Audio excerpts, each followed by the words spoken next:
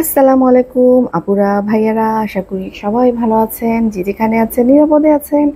আবার চলে আসলাম আরেকটা ভিডিও নিয়ে। আশা করব ভিডিওটা অবশ্যই লাইক দিয়ে শুরু করবেন, আর যদি ভালো লাগে তাহলে অবশ্যই কমেন্ট করবেন, শেয়ার করবেন, আর সাবস্ক্রাইব করতে কিন্তু একদম ভুলবেন না। দুনিয়াতে যে কত কিছু হচ্ছে, এই যে যুদ্ধ হচ্ছে, হ্যাঁ, এই যুদ্ধ নিয়ে আসলে খুব পেরেশানিতে আছি যে আসলে কি হবে। বা প্রতিদিনই কিন্তু আল্লাহর কাছে দোয়া করি যে আল্লাহ যুদ্ধটা থামায় দেন। কত অসহায় ছোট ছোট বাচ্চারা কি হারে সাফার করতেছে, সত্যিই খারাপ লাগতেছে।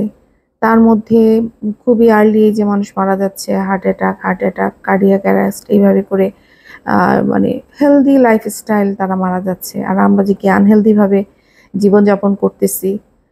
তো যাই হোক, তিশাদের ভিডিও কবে যেন আমি যাই না, চোখে পড়লো যে তিশা বলতেছিল তার বাবাকে নিয়ে, তার বাবা তার শ্বশুরবাড়িতে গেছে বেড়াতে, আম নিয়ে গেল, দেখলাম বেশ কিছু আম নিয়ে গেল সাথে করে। তো সেখানে তিশা বলল যে তার বাবা এই বয়সেও, ওরা ছোটবেলা থেকে দেখে আসতে যে তার বাবার যেভাবে শ্বশুরবাড়িতে যায়, অনেক কিছু নিয়ে যায়, এখনো শ্বশুরবাড়ির প্রতি তার বাবার যেই ভালোবাসা, হ্যাঁ। তো সেটা সে তার হাজবেন্ডকে বুঝাইতে চাইলো, বা তানজিলা হয়তো তানজিলার জামাইকে বুঝাইতে চাইলো। তা আমি এখন, আমার কাছে মনে হলো যে এই কথাটাই যে ওরা মানুষের কাছে আশা করতেছে, কিন্তু ওরা কতটুকু দিচ্ছে। এই যে তানজিলার হাজবেন্ড, তানজিলা তো তানজিলার হাজবেন্ডের কথা অ্যাটলিস্ট বলতে পারতো যে তানজিলার হাজবেন্ড শ্বশুর বাড়িতে আসছে, আমি দেখি না এই ছেলেটা কখনো খালি হাতে আসছে। ওর মা যখনই আসছে কিছু না কিছু নিজের হাতে বানাই দিচ্ছে। এইটাই হচ্ছে ভালোবাসা বা সৌজন্যতা বোধ, যেটাকে বলে আমরা, হ্যাঁ, আন্তরিকতা। যখনই আসে ওদের বাড়ির বা যেখানেই যায়, ওর শাশুড়ি যখন তার বাপের বাড়িতে যায় সেখান থেকে যখন কিছু নিয়ে আসে, তখনও কিন্তু তানজিলার মার বাড়িতে পাঠায় দেয়। কিন্তু আমি তিশাকে কোনোদিন দেখি নাই এক মিষ্টি ছাড়া ওই বাড়িতে কোনো কিছু নিয়ে গেছে। বাজার থেকে সস্তা কিছু মিষ্টি পায়, সেই মিষ্টি নিয়ে বেড়াতে যায়।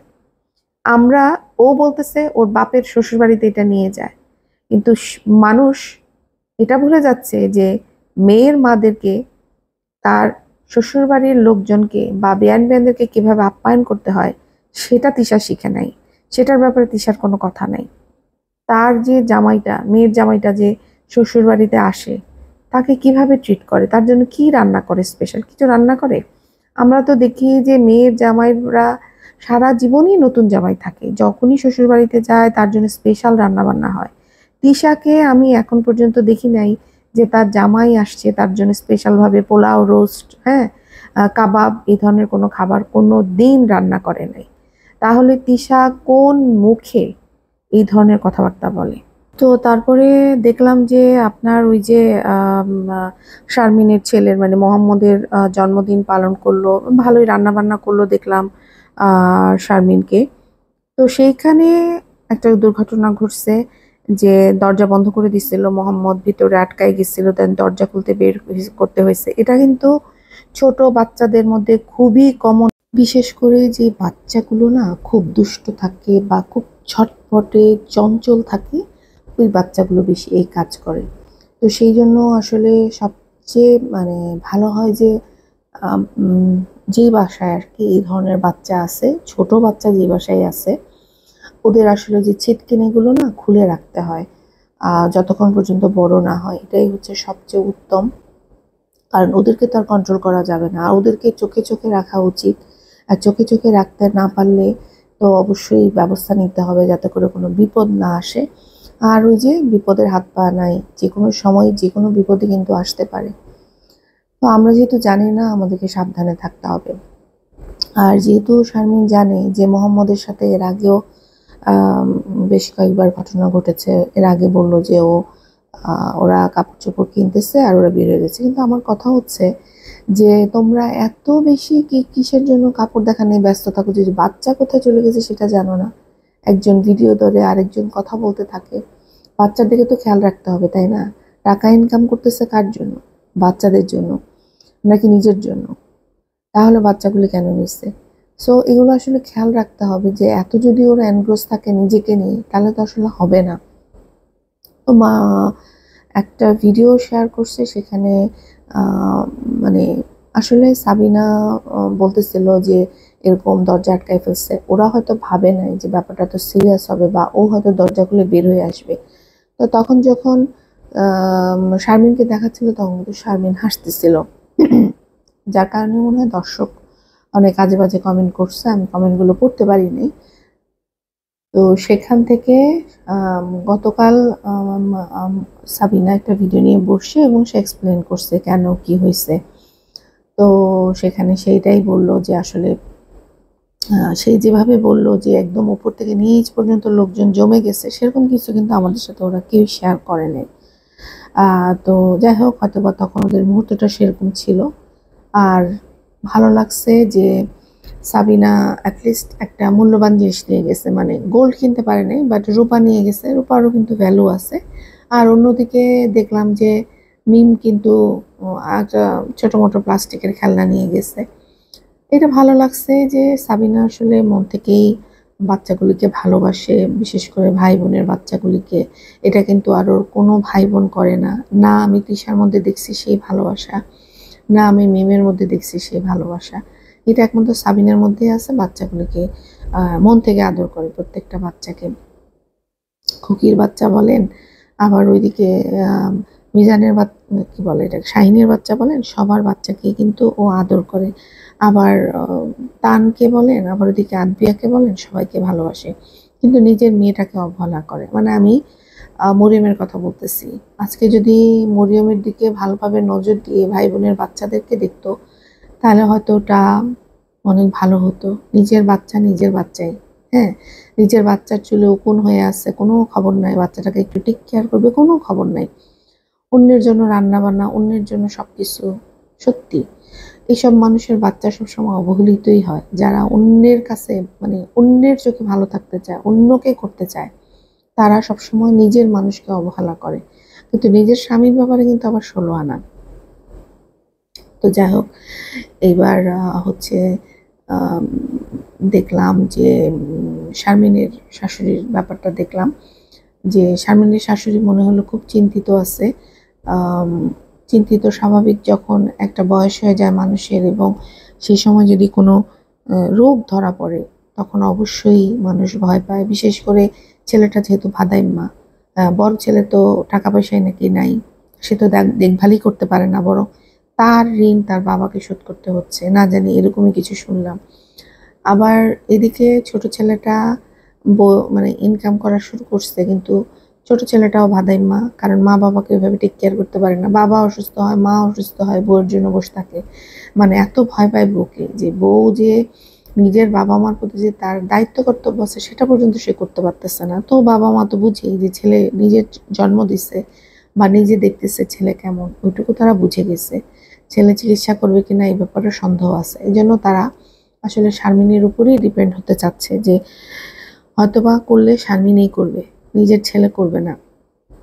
তো শারমিনও ভালো লাগছে, যে কারণেই হোক, আমি ঠিক কারণ জানি না যে শারমিন হঠাৎ নিজেকে পরিবর্তন করছে, বাট এই পরিবর্তনটা অবশ্যই ভালো।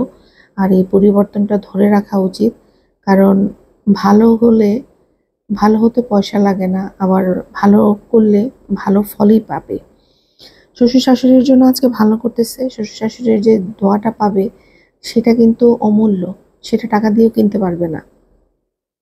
তো যাই হোক, শারমিন দেখে ভালো লাগছে যে শারমিন শাশুড়ির কথা চিন্তা করতেছে, মাছ টাছ কিনে নিয়ে আসছে, শাশুড়িকে ওষুধ খাওয়াই দিচ্ছে। হ্যাঁ, তা এই জিনিসটাই আসলে একটা শাশুড়ি যখন পায়, অন্য বাড়ির মেয়ে যখন যে অন্য বাড়ির মায়ের জন্য করে, তখন আসলে দোয়াটা অন্যরকম আসে।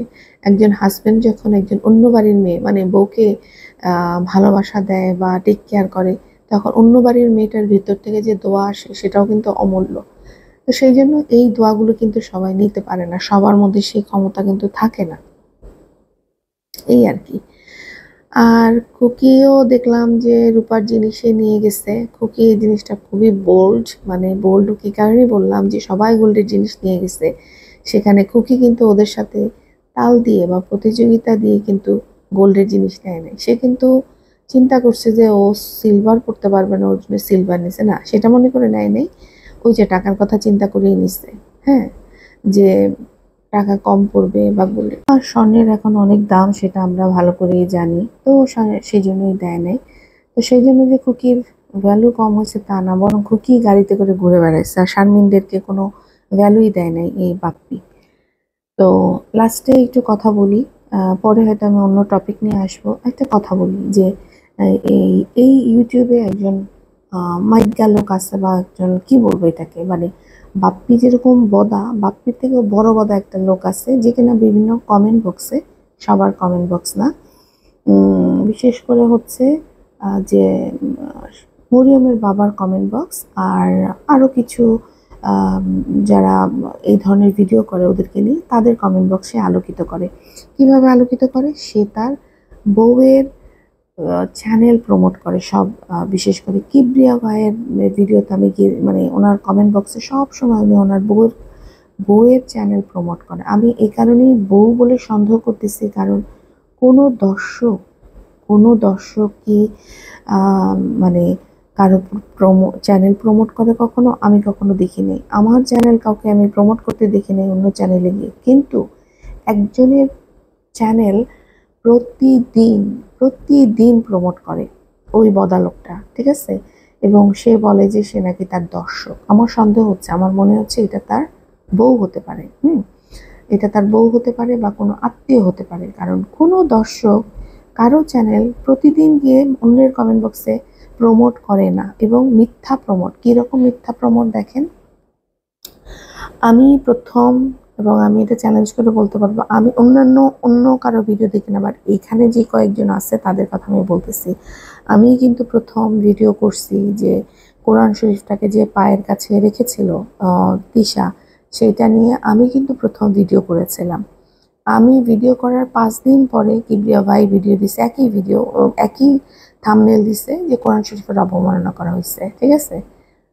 তো সেইখানে না, তার আগে ভিডিওতে ওই ভদ্রলোক এসে কমেন্ট করে গেছে যে তার সেই বউয়ের কথা বলে গেছে, যে একমাত্র মরিয়মের বাবা আর তার ওই পেয়ারি পাখি, সে নাকি এই কোরআন শরীফ নিয়ে কথা বলছে, আর কেউ নাকি কথা বলে না।